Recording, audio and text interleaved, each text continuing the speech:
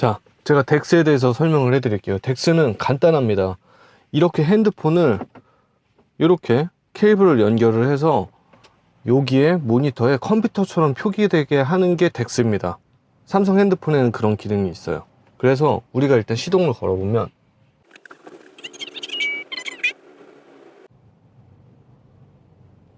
먼저 이렇게 무선 안드로이드 오토가 연결이 되고 이렇게 작동을 하겠죠.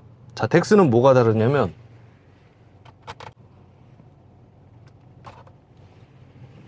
자, 이렇게 케이블이 연결이 되면 외부 디스플레이 연결이 됐다고 나오고 지문 해제하고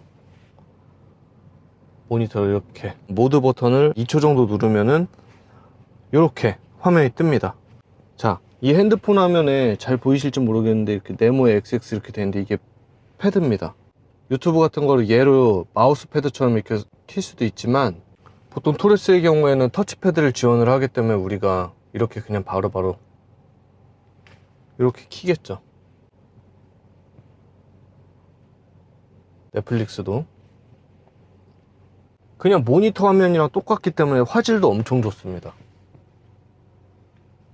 이 핸드폰으로 되는 앱의 대부분 모든 게 다 된다고 보시면 돼요.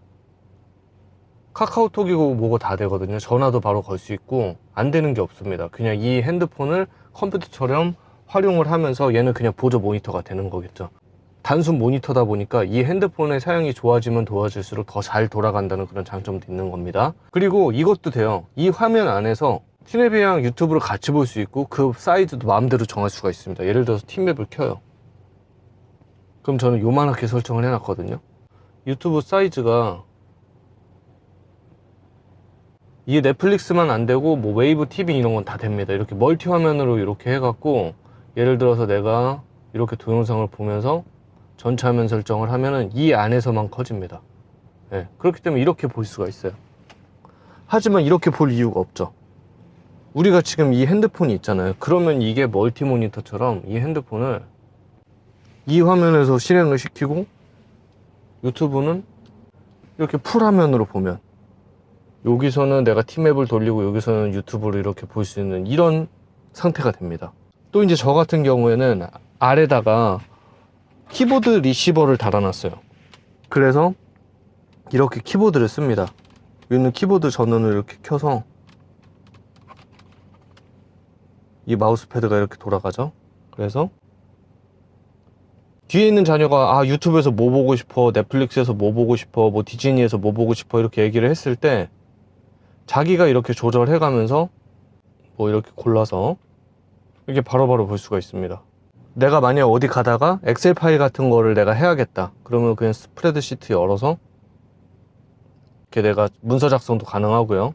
그리고 평소에 유튜브에서 뭐 이런 거 검색할 때 핸드폰 자체가 키보드가 돼요. 예를 들어서 이렇게 검색을 할 때 검색을 눌러서 검색을 다 할 수 있게 되어 있습니다. 안드로이드 오토만의 그런 편리함도 있지만 이 덱스를 활용하여 이 전체적으로 내 핸드폰을 100% 활용한다는 것도 되게 좋고요. 자, 덱스 미러링 생각보다 간단합니다. 우리 토레스 디스플레이를 이렇게 모니터로 만들어주는 거예요. 작업을 통해서. 그래서 이렇게 HDMI 케이블로 변환을 할 수 있게 해주는 거예요. 그리고 나서 이런 C타입 미러링 허브로 핸드폰을 연결하게끔 하는 겁니다. 그러면 일단 모니터를 이런 식으로 HDMI로 이렇게 꼽고 이 미러링 허브를 이렇게 핸드폰에 연결을 합니다. 그리고 나서 그냥 하면 되는 게 아니고요. 여기에 이 C타입 전원이 하나가 있어요. 이 C타입 전원을 이렇게 인가를 시켜줘야 됩니다. 이렇게 다 연결이 된 상태에서 모니터를 이렇게 키면 외부 디스플레이 연결이 되고 지문을 해제하면 이렇게 우리가 토레스에서 보는 것처럼 이렇게 미러링이 되겠죠. 여기에 보면 이제 USB가 있잖아요. 이쪽에다 연결을 해서 이 모니터, 토레스 쪽에서 연결을 해서 이제 터치를 할 수 있는 이런 패널이 또 이제 USB에다 연결이 됩니다. 그러면 이거는 더 이상 꽂을 데가 없잖아요.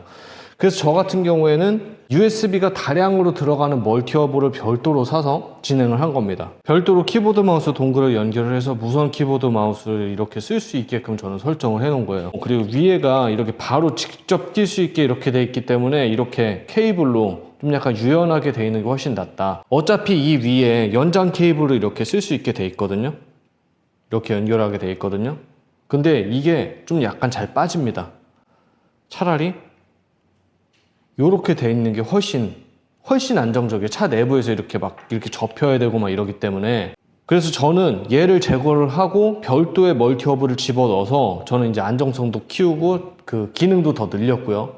웬만하면은 본인의 집에 있는 데서 가까운 데서 좀 약간 저렴한 데서 작업을 찾아보는 게 저는 좋다고 생각한 게 뭐냐면, 이 케이블 요런 게 생각보다 손상이 많이 됩니다.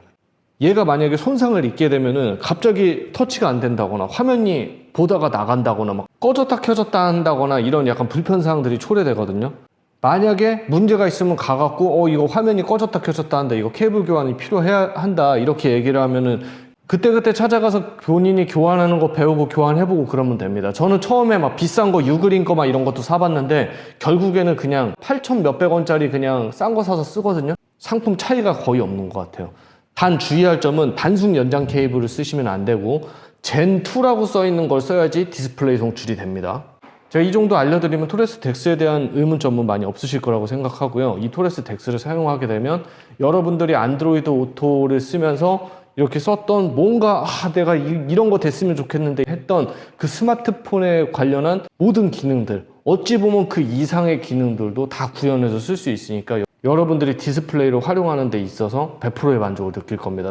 물론 애플은 안 돼요. 삼성 갤럭시 덱스로만 작동이 됩니다. 저 같은 경우에 지금 이 안드로이드 오토 업데이트와 함께 이렇게 덱스를 병행하면서 사용하니까 내비로 보고서 그냥 음악 들을 때는 안드로이드 오토를 이용하고 별도의 미디어 재생이나 이런 컴퓨팅적인 요소가 필요할 때는 덱스를 사용하고, 이렇게 해서 이 두 개를 굉장히 마음껏 활용하고 있습니다. 하지만 덱스의 단점은 아무래도 개조를 해야 되고 포켓 부분에 타공이 필요하다는 점에 있어서 약간 차량을 많이 아끼시는 분한테는 좀 약간 안타까울 수 있으니까 그런 부분은 충분히 염두를 해두시는 게 좋고요. 제가 작업을 하는 건 아니지만 궁금증이 있으면은 이런 거 저런 거 있다고 제가 안내를 드릴 테니까 댓글을 달아주시면 답변을 드리도록 하겠습니다.